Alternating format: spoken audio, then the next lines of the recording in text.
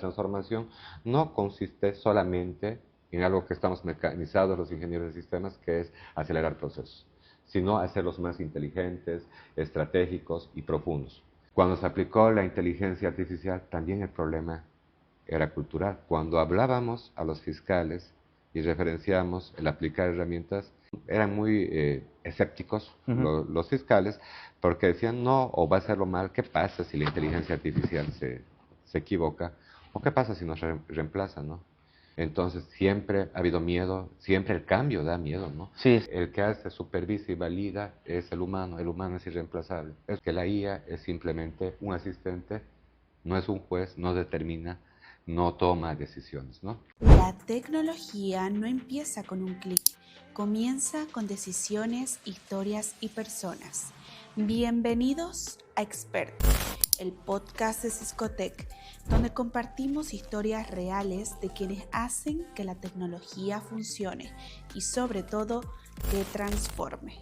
Así se vive, así se hace la tecnología. Hoy hablaremos sobre un tema que está muy en boga a nivel mundial, inteligencia artificial.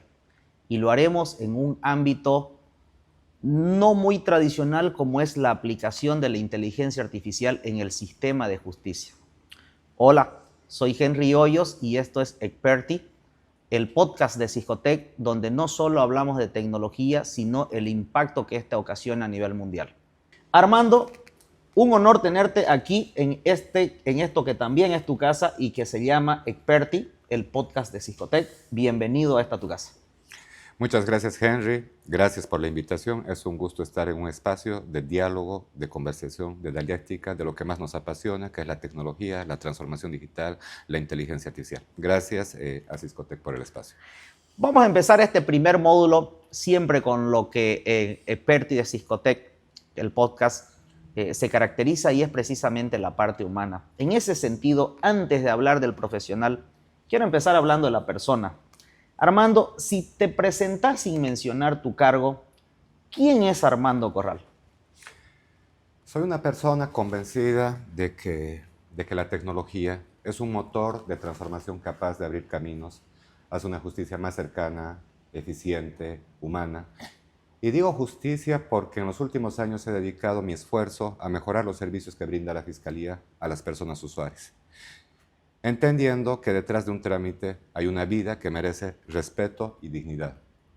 ¿Cuál fue ese input o ese momento que vos dijiste, yo creo que este problema fácilmente o bajo un trabajo estructurado, la IA puede ayudarnos a resolver problemas iniciales y conforme el proyecto va avanzando, puede hacerlo? Algo que te hizo dar ese clip donde vos dijiste, este es el momento de la IA en el sistema judicial.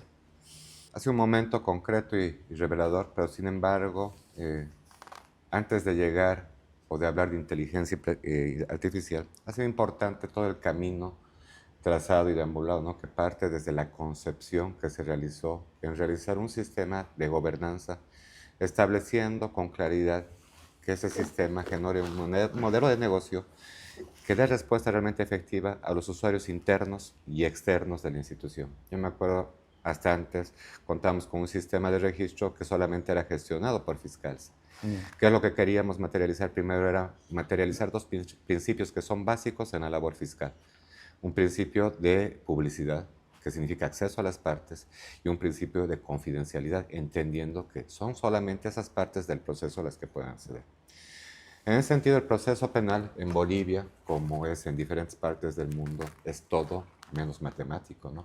Entonces fue complejo, era conceptualizar cómo vamos a computar plazos procesales, cómo vamos a diferenciar la etapa preliminar de la preparatoria, cómo logramos que ese fiscal, que es una persona altamente competente en el ámbito procesal, tenga las habilidades necesarias para generar todo a nivel de gobernanza. En ese sentido, se reconstruye un modelo, era dar coherencia, era fortalecer. ¿Y por qué voy a ese punto? Porque es importante. Muchas personas, colegas, instituciones se nos acercan, quiero hacer un sistema. Y si vos piensas hacer un sistema y no has hecho una reingeniería de procesos, no has cambiado tu modelo de negocios, lo único que haces es digitalizar la burocracia. Entonces lo que se comienza es con una reingeniería institucional. Una reingeniería institucional que ya data de bastante años, donde se van construyendo un ecosistema que cuenta actualmente con más de 2.000 servicios, 130 módulos, la base de datos más grande del país. El momento en que vos piensas hacer inteligencia artificial, necesitas tener información y necesitas tener muchísima información, ¿no es cierto? Entonces, era la construcción de ese sistema tecnológico. Tener una columna vertebral de lo que es una persecución penal y estratégica, que te dé inputs para ser estratégico en lo que es la persecución penal, capaz de integrar datos de manera ordenada, coherente, confiable y ver un camino hacia la analítica avanzada. Por eso afirmo con claridad que no puede haber inteligencia sin haber recorrido primero un sendero de reconstrucción institucional. Y eso ha implicado años de trabajo, y años de trabajo no de gabinete, años de trabajo de visitar las plataformas, de visitar a los fiscales, de ver contextos que parecen fuera de lo procesal, pero existen coyunturas muy diferentes de Oriente a Occidente, y ver cómo ese sistema puede funcionar, por ejemplo, en La Paz, cómo puede funcionar en Santa Cruz, que tienen antagonismos en la manera en que se gestionan las mismas características personales, o en ciudades pequeñas como Sucre, ¿no? Recuerdo con nitidez el instante que cambió. Estábamos revisando un caso de violencia familiar y vimos que habían horas de documentación acumulada. Entonces los analistas, los fiscales, los investigadores procedían a revisar los casos, miles. Y ahí veíamos cómo podemos ver patrones o conexitudes con estos casos, con otros, para no ver el caso a caso, sino tener un enfoque de análisis criminal. Ese fue un clic. La revelación de que la transformación no consiste solamente en algo que estamos mecanizados los ingenieros de sistemas, que es acelerar procesos, sino hacerlos más inteligentes, estratégicos y profundos. Eso da respuesta a una justicia que no solo responde, sino que anticipa, que no solo procesa, sino que protege, que convierte la esperanza en confianza y la confianza en dignidad. Esa visión, una justicia que se levanta, que es garante de la verdad, y la protección, que abraza la innovación para servir mejor a las víctimas, ¿no? Entonces fue ese el momento, fue ese el clic, ¿no? Y ahí vimos realmente cómo de manera efectiva podía ayudar en labores que son netamente investigativas en la institución. Ahora, dicen que la tecnología no es de quien la hace, es de quien la usa. ¿Tenés una anécdota que nos podás compartir sobre alguna de las reacciones precisamente de este usuario cuando propusiste utilizar inteligencia artificial en un entorno no tan tradicional, pero y estructurado como la Fiscalía? Voy a ir a 3 elementos. Yo me acuerdo cuando aplicamos gobernanza, ¿cuál era el elemento principal? No era técnico, era cultural. Cuando aplicamos las certificaciones internacionales que tenemos de seguridad y calidad, implicaba mucho trabajo, pero no era el problema un componente técnico, sino era cultural. Cuando se aplicó la inteligencia artificial, también el problema era cultural. Cuando hablábamos a los fiscales y referenciamos el aplicar herramientas, primero que eran muy escépticos los fiscales, porque decían, no, o va a hacerlo mal, ¿qué pasa si la inteligencia artificial se equivoca? ¿O qué pasa si nos reemplaza, no? Y es por eso que en todas las explicaciones y avance de las herramientas que hemos realizado, nosotros siempre hemos hecho hincapié en que no reemplaza, sino es apoya, ¿no? Ese momento entendimos de lo que tenían, era miedo más que todo, era ¿qué pasa? ¿Me reemplaza? Quizás hace mejor que yo. ¿Sentiste duda entonces de parte de los fiscales de que, o sea, porque me quedo con 2 cosas importantísimas que decís, ¿no? La primera, el miedo a ser reemplazado, y la segunda, el miedo a la tecnología de que le dé un veredicto y el responsable es el fiscal al final del día, digamos. O sea, ¿esos fueron algunos de los obstáculos que pudiste encontrar? Totalmente, ¿no? Y en todo, no solamente en la IA, en la tecnología, ¿no? No nos olvidemos que son ciencias, no va a ser antagónicas, pero muy diferentes las sociales de las áreas técnicas, ¿no? Entonces siempre ha habido miedo, siempre el cambio da miedo, ¿no? Sí, sí. Pero todos esos cambios que hemos realizado progresivamente con la capacitación, con el acompañamiento y con un elemento que es vital, hacer que esas partes, que esos expertos, porque los fiscales son expertos en general en la dirección funcional, te den los inputs más importantes para la captura de requerimientos, ¿no? Entonces, este desarrollo del sistema ha sido un trabajo colaborativo, constructivo con los funcionarios de la institución, porque ellos eran los que conocen. El momento en que hemos hecho parte, esto ha ido un poquito bajando el problema. Ahí entendimos que el obstáculo no era técnico, era cultural, que tenía muchas variables. Se tuvo que cambiar el discurso, dejar de hablar de inteligencia artificial como una herramienta con un concepto abstracto y pensamos ya qué materialmente podemos aplicar que no le genere duda, problema de que se lo va a reemplazar. Nosotros tenemos los casos de violencia familiar, que es lo que más entra con la ley 348, ¿no? Y es algo recurrente y es importante valorar evidentemente cuál es el grado de evaluación del riesgo, ¿no? ¿Y cómo evalúas? Con un checklist puedes evaluar el riesgo, no son un montón de componentes. Entonces, uno de los primeros sistemas de inteligencia que se implementa es IRIS, sistema capaz de analizar un relato, resaltar palabras claves, y había un elemento interesante. El IRIS te hace la traducción automática de la denuncia verbal. Ahí vos vas a decir, qué sencillo, eso lo hace Google o lo hace otra persona. Pero ya no tenés la persona que está dactilografiando toda la... Es automáticamente. Pero ¿dónde fue lo interesante? Primero que Bolivia es un país multicultural. Existen diferentes maneras de hablar. El que habla en Occidente habla muy diferente al que habla de Oriente. Y incluso del Valle o el tema del Chaco chuquisaqueño, ¿no? Entonces fue ir adiestrando esa traducción. Y ahorita tenemos un 99 y algo. Y también en lugares del Occidente o el Valle se maneja mucho mezclando el tema del aymara y el quechua, ¿no? Entonces, esas cosas solamente podían ser concebidas con un modelo readecuado a la realidad boliviana, ¿no? El ver la valoración, y aquí hay dos cosas, ¿no? Todo modelo de inteligencia artificial tiene que ser validado, mejorado, auditado, etcétera, etcétera. El IRIS le decía, esta persona tiene riesgo alto, bajo, medio, etcétera, automáticamente buscaba las palabras claves y buscaba todas las antecedentes penales o reincidencias que habían podido tener entre partes o con otras partes. Y tenía pesos y valores, ¿no? Pero el que definía cuál era el grado del riesgo era el fiscal. Entonces, en ese momento, nosotros teníamos nuestra herramienta ya que nos daba un valor, la persona que daba otro valor, ya íbamos mejorando nuestro sistema de IRIS. Muy aparte, ahí nos hemos tenido que hacer ayudar con algunos consultores de la cooperación y pasantes para que hayamos validación de todo, porque la idea es validar todo lo que está realizando la IA si está respondiendo y realizar ajustes, cambios en los pesos de los valores que se da y todo eso. Ahí eso fue un giro crucial, porque en ese momento el fiscal se dio cuenta de que era una herramienta, no era un reemplazo. Y que lo que hacía en días lo hacía en segundos y le permitía validar un montón de componentes, ¿no? Componentes que no salían de la nada, una base de datos que refería a la más grande que se tiene, donde esa base de datos le permitía hablar de manera lo más objetiva posible, si se puede decir, a nuestra herramienta de inteligencia artificial. ¿Qué tiempo les llevó más o menos entrenar la inteligencia artificial en un país pluricultural, como vos decís? Se habla de manera diferente y eso me imagino que le ha llevado más tiempo del normal. ¿Qué tiempo más o menos terminaron en calibrar para lograr más del 99% de eficiencia en IRIS? IRIS hemos comenzado más o menos en 2023. Nosotros colocamos en diferentes etapas. Primero, cuando no aplicamos a casos en producción, hablamos de herramientas en una fase experimental, pero ya comienza en 2023. Se ha trabajado con 2 fiscalías especializadas, análisis criminal y género.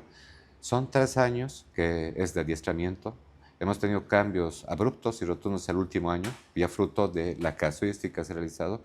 Y bueno, y vamos a seguir mejorando, ¿no es cierto?, todo esto y validando y calibrando, ¿no? Eso hacen los algoritmos de inteligencia. Vas actualizando, mejorando, validando y finalmente auditando, que seguramente después explicaré cómo esto realmente vemos si realmente se ha realizado de acuerdo a la normativa, a los instrumentos internos que tenemos, o cómo estamos validando posibles sesgos que podrían tener esos algoritmos que permitan entrar en errores por parte del fiscal, ¿no? Sesgos que pueden estar en la misma base de datos porque el procedimiento, las directrices funcionales también son personas las que las realizan, ¿no? Vamos a entrar ahora al módulo de así se vive la tecnología. A ver, la implementación de sistemas de inteligencia artificial robustos y seguros en todo el sistema judicial implica una inversión considerable en tecnología, en infraestructura, en recursos humanos, lo cual puede ser un gran obstáculo para muchos sistemas judiciales con recursos limitados. Y lastimosamente hay muchos recursos limitados, ¿no? Ahora, ¿cuál fue ese primer gran obstáculo cuando propusiste introducir inteligencia artificial en un sistema de administración de justicia? Bueno, un poquito, esta cámara te comentaba que algo que fue muy importante para, antes de la inteligencia artificial, la transformación digital, fue la implementación de la ley 1173, ¿no? Y era una ley diferente en el sentido de que te empezaba a referir interoperabilidad, te refería validez jurídica, notificación electrónica, conceptos que hasta ese momento no se habían aplicado ni en el ámbito judicial y ni creo en otros ámbitos, ¿no? Entonces fue el motor que aperturó primero para que pensemos de que el proceso penal era uno solo y que existían varias instituciones que tenían que integrarse e interoperarse para que el ciudadano de pie, esa persona que es víctima o el mismo denunciado puedan acceder a toda la información en línea y que esa información y ese acceso y esa notificación tenga validez jurídica, ¿no? La disposición final cuarta justamente de la ley 1173 hacía referencia a eso. En ese marco, en cumplimiento de la cumbre 898, las instituciones hemos estado pasibles a auditorías y un montón de validez de esas regulaciones, ¿no? Y es importante con orgullo referir de que el Ministerio Público ha sido la única institución que ha sido validada con la madurez tecnológica alta y el cumplimiento pleno a la ley 1173. ¿Y por qué ponía eso como inicio? Porque esa ley 1173 implicaba que el desarrollar herramientas tecnológicas y hacer que se readecúen a esas exigencias normativas. Primero, conceptualizando de que el acompañamiento de la alta gerencia es vital en el entendido de que estos sistemas son desarrollados por profesionales. Y muchas instituciones nos hablan o nos preguntan y nos dicen, ingeniero, quiero hacer un sistema así, ¿puedo comprar? No digo que no puedas comprar, pero en el momento en que piensas comprar un sistema, tienes que pensar que el sistema todos los días tiene que actualizarse en cuanto a herramientas, en cuanto a diseño conceptual. Pueden cambiar tus modelos de negocios. Entonces necesitas un equipo detrás. Es empezar a estructurar un equipo que primero sea competente, ¿no es cierto?, técnico, tecnócratas, ¿no? Y vea las diferentes áreas que necesitas, porque detrás del desarrollo hay un montón de áreas, ¿no? Necesitas seguramente, y la misma ley refiere y te habla de que tú no puedes utilizar nubes que se encuentren externas, entonces seguramente serás expertos en unidad de operaciones, de infraestructura. En desarrollo necesitarás desarrolladores, necesitarás seguramente, si estás pensando en usuarios finales, UI, UX, necesitarás QAs, naturalmente porque son sistemas robustos, y necesitarás seguramente un entorno de seguridad, y son áreas específicas. Y esas estructuras a nivel de tecnología las instituciones no las tienen. Nosotros, gracias a Dios, hemos tenido ese acompañamiento de la alta gerencia y contamos con personal de planta. Y voy a hacer simplemente un toquecito ahí. Se refería de que tenemos ISOs internacionales y el ISO 27001 regula de que el personal sea contratado bajo ciertas normas y estándares, lo que garantiza que realmente contemos con el personal idóneo. Muchas áreas se han ido creando y que no habían en el país. SRE, aseguramiento del sitio, ¿no? Y hemos ido generando especialidad. Entonces, un primer punto y vital es contar con materia prima. Y esa materia prima, desde mi punto de vista y bajo el contexto que me ha tocado vivir, debería ser parte de la institución porque tercializas y es más complejo. Lo otro es, se necesitan recursos en cuanto a equipamiento y naturalmente todos conocemos, y ahora mucho menos, y antes parecido, que en Bolivia las instituciones no contamos con los recursos, ¿no? Entonces, la característica que hemos tenido es de brindar soluciones disruptivas y consolidar un aliado que es estratégico, que son los cooperantes, ¿no? En todos estos años, la Unión Europea, a través de diferentes cooperantes, AECID, Solidar Suiza, ¿no?, han sido aliados estratégicos donde nosotros les hemos presentado proyectos, hemos cumplido, y ellos nos han dado equipamiento que pueda dar pie. Hace una semana estamos dando el inicio de la piedra fundamental de un data center de clase mundial que va a estar en la ciudad de Sucre, ¿no?, que desde su prediseño y preconceptualización está acompañado de una empresa que certifica data centers para que podamos llegar a certificaciones que quizás no tienen otras instituciones en el país. Todo volvemos a lo de antes de que hablamos, todo tiene que ser planificado, todo tiene que ser con una visión estratégica. Entonces tenemos un componente que es recursos humanos, que es importante y que eso a veces no pasa en las instituciones, ¿no? Entran, salen, te cambian, ¿no? Y es difícil, ¿no? O no puedes generar la especialidad y dejarle en esa zona de confort para que el especialista de desarrollo se dedique y tenga una burbuja solamente a desarrollar, ¿no? Y el de infraestructura, tengo equipos de última generación para establecer su tema a nivel de fierros, de despliegue, al igual que de operaciones, ¿no? Eso es vital. Un tercer componente también que es importante, y lo referimos a la cultura organizacional. Cómo vos impones y obligas a que tus usuarios todo lo que hagan en un ambiente digital, ¿no? Y ahí es complejo, ¿no? Porque seguramente va a generar ruido, molestias, porque le sacamos de su zona de confort y por cosas que son básicas, ¿no? Porque con la tecnología vos lo que logras es transparencia, logras trazabilidad, eliminas lo que es fechas predatadas, postdatadas, manejas accesibilidad, publicitas, ¿no es cierto? Entonces cortas muchas cosas que quizás en otras instituciones no les gusta hacer todo eso, ¿no? Entonces hay muchos componentes que han ayudado. Ahora, y me preguntaban en la anterior semana, y ayer estábamos con unos cooperantes, ¿cómo hacemos sostenibles esto en el tiempo, ¿no? Los recursos humanos ya los tenemos, ¿no? La sostenibilidad es equipamiento y lamentablemente cada día se tiene que comprar. La normativa boliviana nos obliga a que cada persona o cada institución tenga su data center, lo cual implica un gasto, ¿no? Entonces ahí nuestros cooperantes son nuestros aliados estratégicos y que además de ser aliados estratégicos muestran ya el Ministerio Público no como un lugar de ayuda, sino de mostrar las buenas prácticas a otros países. Voy en concreto y aprovecho para ir cerrando el punto, ¿no? El Ministerio Público ha logrado algo que muy pocas instituciones han hecho, liderar un grupo de tecnologías a nivel hispanoamericano, donde forman parte España, Portugal, Brasil, Chile, que si te pones a pensar a nivel de tecnología sabemos lo que tienen y es difícil en algunas asimetrías, pero en el tema de los ministerios públicos, el grupo de redes y uso de optimización tecnológica está a cargo de nuestra institución desde el año 2023 y hemos sido ratificados el año 2025. Eso no muestra otra cosa que haber mostrado una madurez, de mostrar una estabilidad, una sostenibilidad y que en Bolivia, con recursos propios, y eso es importante, profesionales bolivianos de todos los departamentos, se ha podido elaborar productos que son de calidad y ya son copiados por otros países, ¿no? Como Perú, ¿no? Mismos referentes como Binder en el ámbito procesal penal, que es una persona muy reconocida. Él es un fan del ecosistema romano. Donde va, es experto en Europa, todo eso dice, el Ministerio Público interopera, integra y ayuda a la investigación. Entonces nos llena de alegría, ¿no? Que proyectos bien estructurados, planificados y que se les ha dado el tiempo necesario, porque todo necesita madurez, pueden ser también disruptivos y diferenciales en comparación a otros países. Ahora, el sistema Justicia Libre que fue creado por el Ministerio Público el 4 de noviembre de 2019, ya a la fecha tiene registrado cerca de 12 millones de documentos aprobados electrónicamente. Creo que se constituye en la base de datos, una de las más grandes, por no decir la más grande.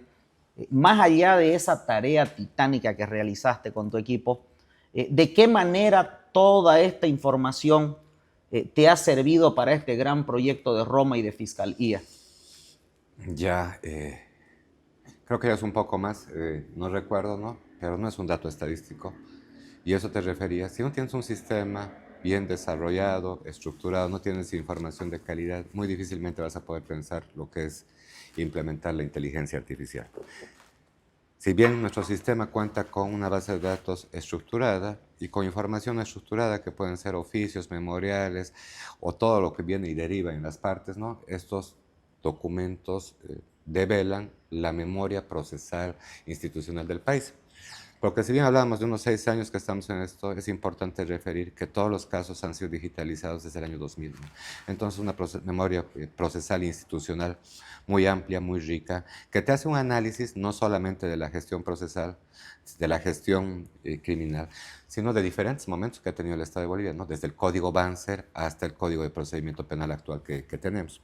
En base a esta información se ha podido realizar reingenierías, cambios y acumular información.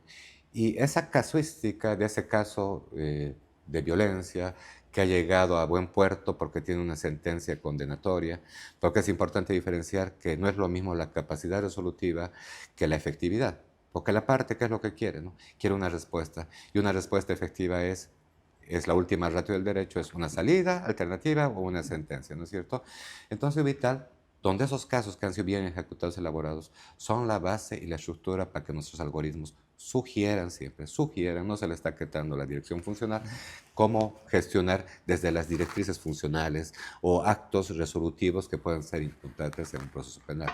En el proceso penal, el abogado es un experto en materia procesal, pero no nos olvidemos que aparecen situaciones como que hay un celular y tiene que determinarse puntos de pericia, o hay un caso de corrupción y hay un montón de cuadernos ahí, y el abogado que hace refiere a un perito, ¿no?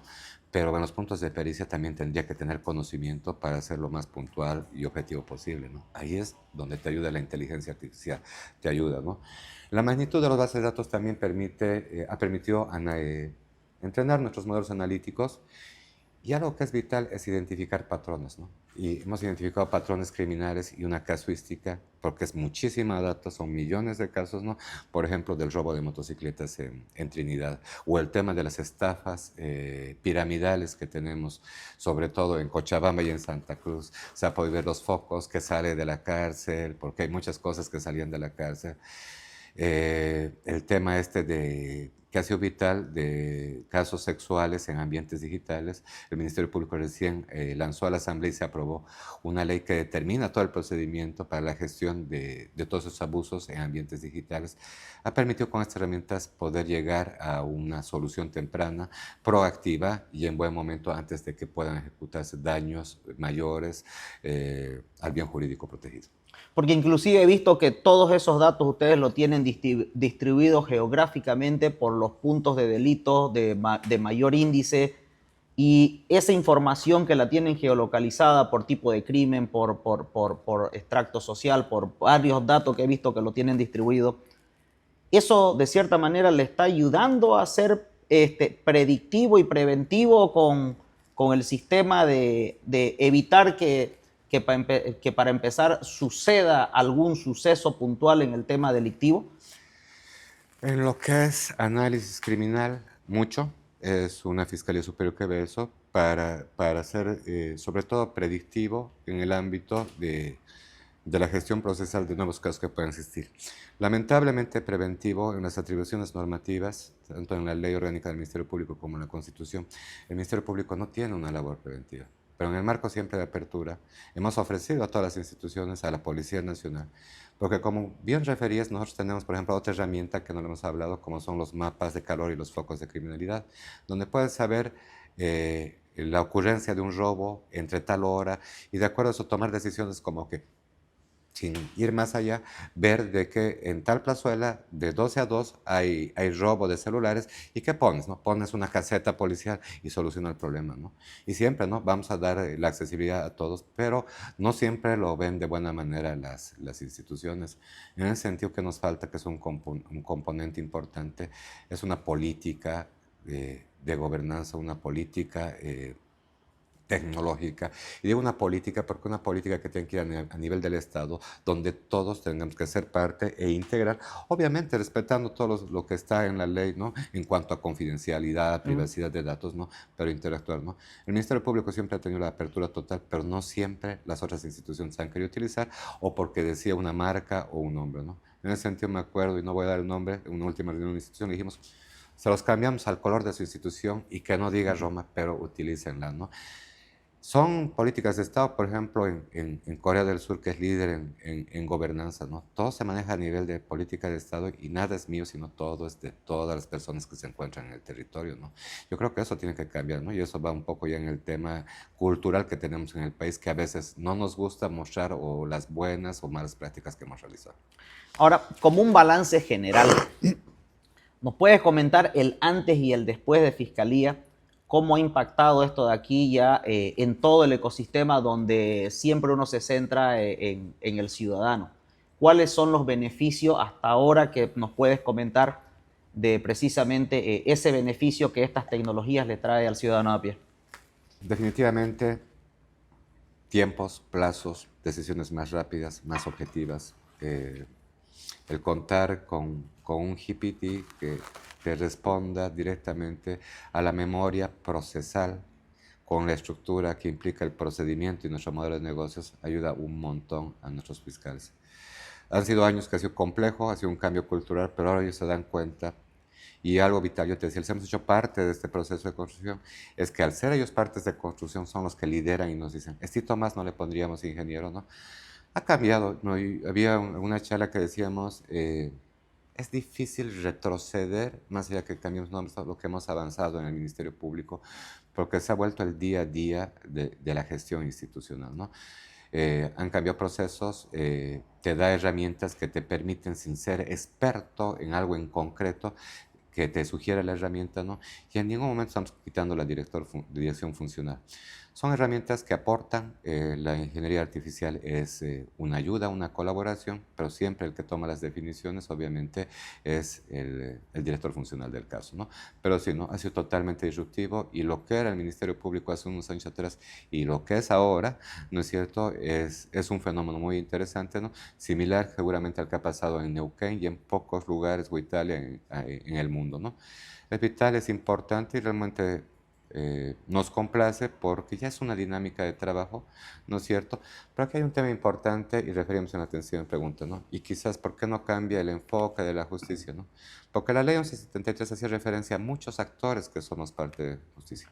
Para que realmente exista una nueva dinámica y una nueva percepción de la ciudadanía, es necesario que ese reloj suizo, que tiene varios componentes, ¿no es cierto?, que cada uno depende del otro, empiecen a interactuar. Ahí es necesario que tanto policías, SLIN, defensorías, órgano judicial, régimen penitenciario y un montón más de actores existas entren en esta dinámica.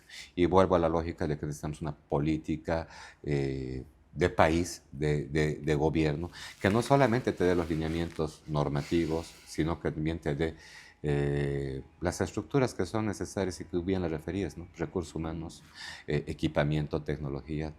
Nuestro aliado estratégico nos ha ido muy bien, es la Unión Europea, pero no todos tienen esa facilidad, ¿no? Entonces es importante que sea una política de Estado, ¿no? Esto, y así yo creo que van a haber cambios disruptivos en el sector justicia y en otros sectores que claramente todavía no han pasado a procesos de digitalización. Si bien se han hecho grandes avances, como vos sabés, la tecnología es perfectible, el conocimiento mismo del negocio, como vos lo decís, permite precisamente seguir avanzando y los muy buenos resultados obtenidos también. Ahora ya creo que ya no tienes tantos obstáculos de que si esto funciona o no funciona, porque claramente está trayendo muy buenos resultados. ¿Qué sigue de aquí para adelante ahora con este desarrollo y esto que venís implementando? Sí, bueno, en la tecnología es complejo decir hasta aquí o he desarrollado un sistema y terminó, ¿no? Los modelos de negocio van cambiando, las dinámicas van cambiando, las herramientas y los lenguajes de programación van cambiando, ¿no? Tenemos un plan estratégico 2025-2030 que va desde aspectos técnicos, aspectos de gobernanza, de desarrollo, ¿no? Estamos en la implementación de un data center de clase mundial, algo que es importante porque la capacidad de procesamiento del Ministerio Público es enorme. Es importante referir que a estas horas del día, que asumo que deben ser 11, 12, tenemos más o menos 20.000, 25.000 usuarios concurrentes todos los días, ¿no? Wow. Se necesita fierro y ya no solamente pensar en CPUs, sino en GPUs con todo el uso de estas herramientas. Este tema de las herramientas de inteligencia artificial, yo creo que hay dos pasos que son bastante importantes, ¿no? Un paso que es llegarlas y aterrizarlas ya en el usuario final, ese litigante, esa parte procesal para que pueda contar herramientas que les permita generar desde temas de redacción hasta temas jurisprudenciales, memoriales, proposición de diligencias, objeciones en los ambientes del ecosistema ROMA con una mayor facilidad. El siguiente paso ya es pensando más en el análisis criminal, es evolucionar la automatización hacia una predicción e inteligencia estratégica. cómo van generándose los fenómenos, algo que han querido hacer muchísimos países en la región. Estamos en un proceso de desarrollo de Sentinel, geolocalizador, que analiza datos históricos, predice zonas y momentos de alto riesgo, ¿no? Cosa que es importantísimo, no solamente en el ámbito procesal penal, sino también en el ámbito de prevención, ¿no? Estamos en Nexus, un analizador de redes criminales que cruza patrones de delitos para identificar estructuras organizadas. Hemos escuchado muchísimo en estos tiempos lo que son la legitimación de ganancias ilícitas, ¿no? La legitimación de ganancias ilícitas tiene que ver mucho con el crimen organizado y tiene delitos precedentes. Donde hay una legitimación de ganancias ilícitas, muy posiblemente ha habido un tema de narcotráfico, muy posiblemente ha habido un tema de anticorrupción, muy posiblemente ha habido un tema de trata y tráfico, ¿no? Y el Neurodoc, que es lo que decía, la idea es que automatiza los documentos legales con precisión y rigor, en atención, ya pensando no en el usuario final de la fiscalía, sino el litigante, ¿no?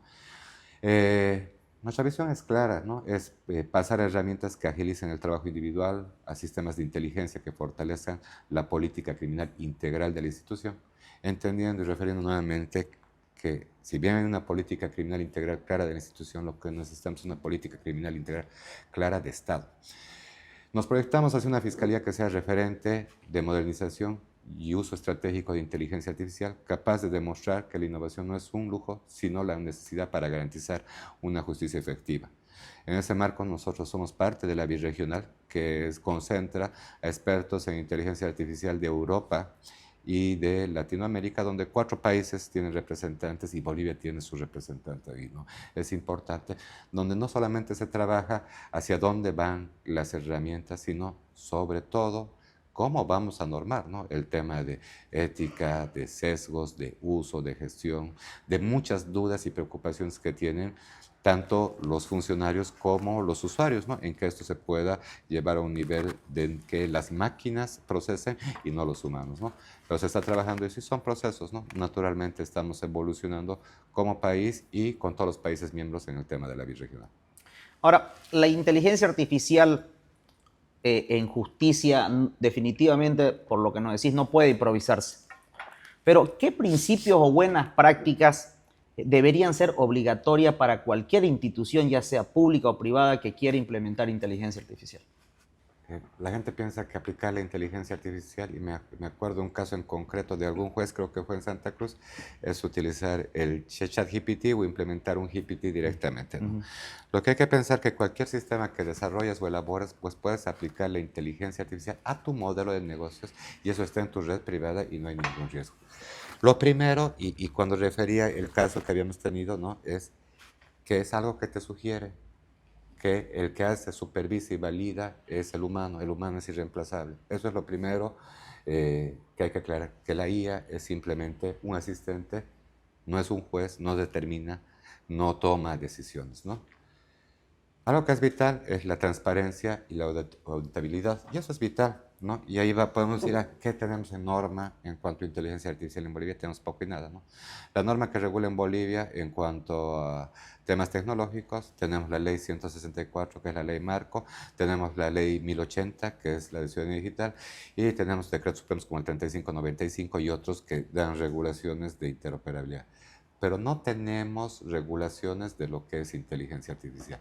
¿Qué es lo que nosotros hemos hecho? Es apoyarnos justamente en esas ISOs internacionales para generar, de acuerdo a los puntos de control, por ejemplo, del 27002, normativa interna e instrumental que valide el uso ético y el cual es auditada interna y externamente. Es importante referir que la auditoría que nosotros hemos realizado, la primera para la 27001, ha sido una auditoría con colaboración de la entidad mexicana de acreditación, casi que sea la primera institución que tenga una certificación nacional y mundial.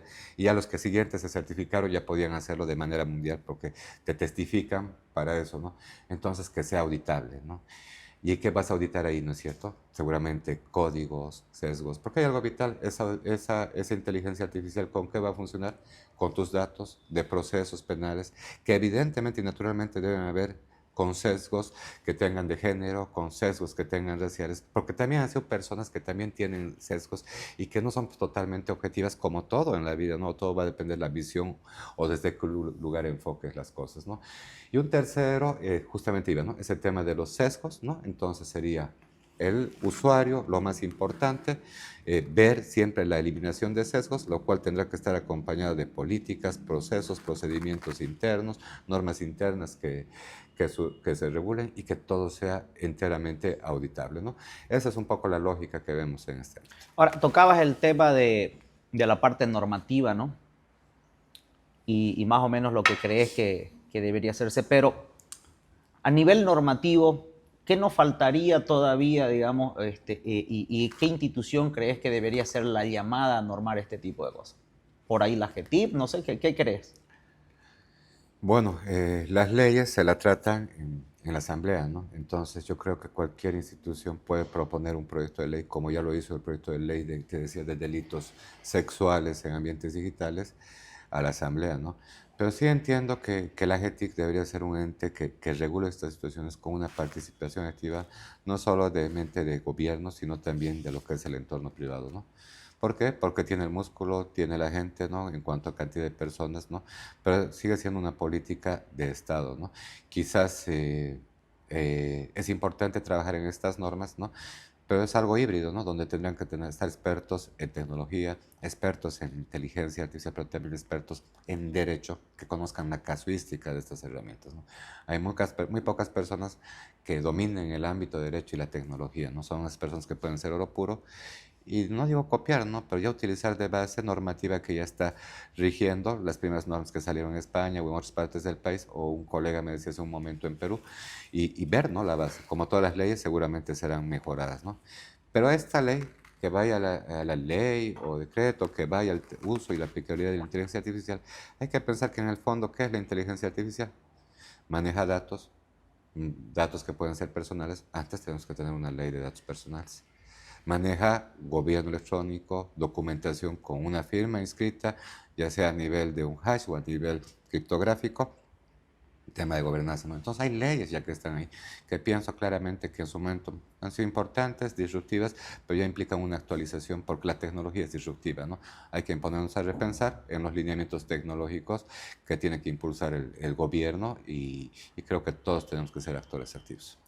Ahora vos comentabas algo que es fundamental, que lo voy a parafrasear, ¿no? Se dice por ahí que la IA no decide, sino que ayuda y que la justicia siempre debe ser humana.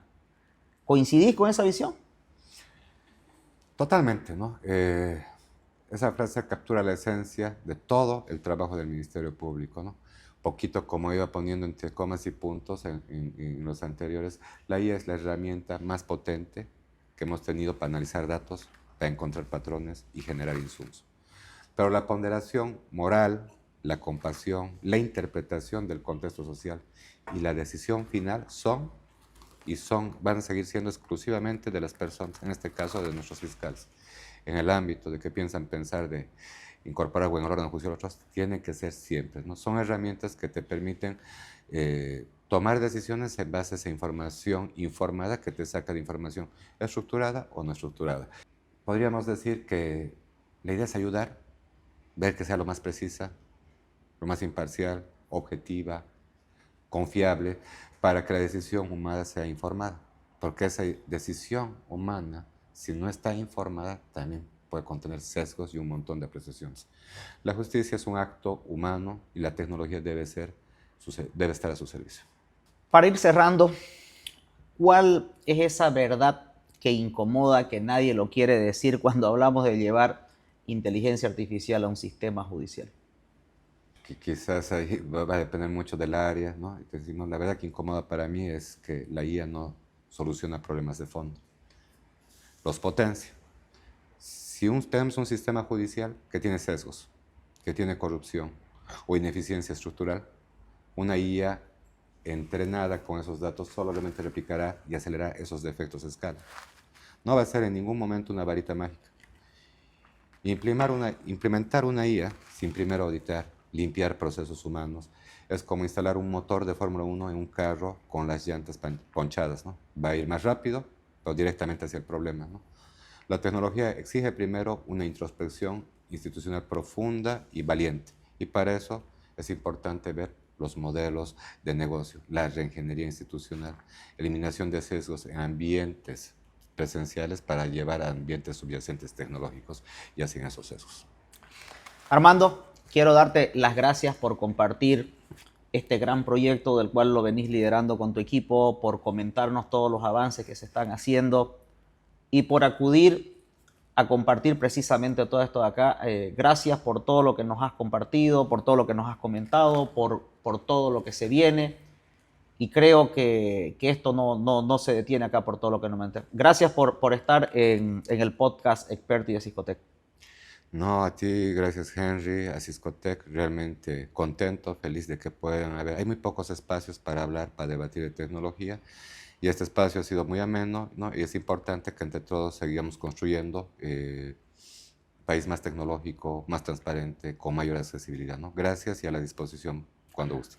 Tu trabajo, Armando, la verdad que nos recuerda que la tecnología puede transformar vidas cuando se aplica con responsabilidad, ética y propósito. Soy Henry Hoyos y esto ha sido Experti, un podcast de Ciscotec. Si te gusta este episodio, suscríbete, compartilo y comentanos qué otros temas desearías que toquemos. Así que nos vemos en el siguiente capítulo donde seguimos contando cómo se vive y cómo se hace la tecnología. Gracias. Esto fue Experti, el podcast de Ciscotec. Historias reales, conversaciones humanas y tecnología con propósito, porque nada de esto sería posible sin ti.